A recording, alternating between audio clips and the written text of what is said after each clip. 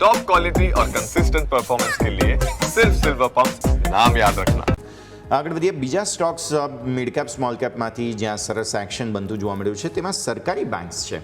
ફરી એકવાર વિનિવેશની વાતચીત શરૂ થઈ છે, એટલે કે ડિસઇન્વેસ્ટમેન્ટ. સરકાર અમુક 5-6 એવી કંપનીઓ છે કે જે શોર્ટલિસ્ટ કરશે અને ફરી એકવાર ડિસઇન્વેસ્ટમેન્ટ, કેમ કે નવું ફિનાન્શિયલ યર છે અને હજુ સુધી આ શબ્દ સંભળાયો નહોતો રવિ સર. હવે ફાઇનલી ડિસઇન્વેસ્ટમેન્ટની વાત શરૂ થઈ છે.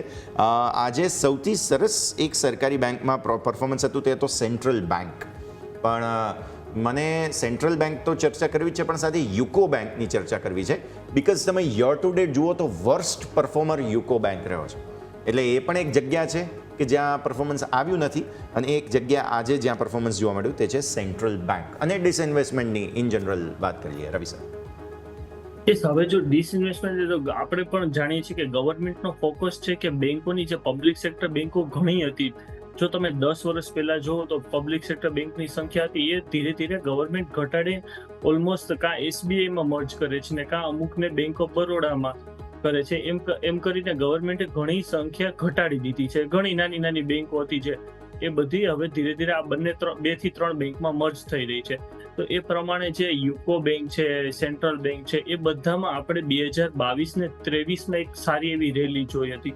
24નું વર્ષ અને 25ના 5 મહિના 6 મહિના જોઈએ તો થોડું રેન્જ બાઉન્ડ હતું ને થોડું પ્રોફિટ બુકિંગ જોવા મળેલું.